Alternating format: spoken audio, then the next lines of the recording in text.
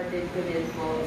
Ayun po, lahat pa po, ngayon po, we're very overwhelmed po talaga. And actually po, up to now po, ang hirap pong maniwala na Olympian na po ako.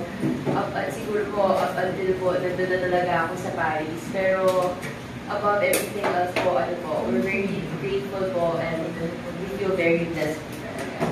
Yeah, congrats again. Marami pa tayong pag-uusapan, but this is a good start. Feel good, no? Si Coach. Coach, alam natin, ang daming hirap na dinaanan ni Sam. So, yung paano mo siya binotivate going there.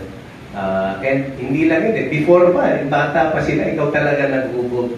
Can you share with us yung thoughts mo from developing it until ito? Ito yung moment of ninyo, yung truth ninyo na sa going to the Olympics, no? Dahil maraming hirap, even yung sa competition itself. Alam natin, may mga nangyari doon, no? So, please share with us. Well, nag-start nga sa akin to yung kapatid ko yung unang nag-start sa QC set na siya is 9 years old. Tapos pagdating yung 10 years old, after 1 year, nilipat na sa akin. Yun na yung journey namin na video. Pero before kasi kay Sam, talagang, di ba? Sana wag mo nang all Pinay yung maglaban. Siyempre po yung external factors na po yun na we can control.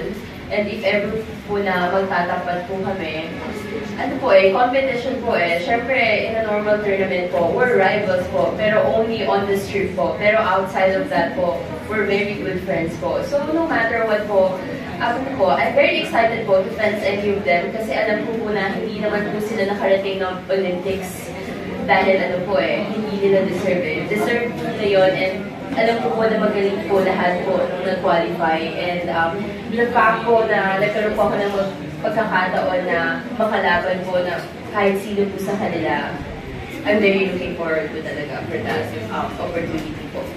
Thank you, sir. Coach,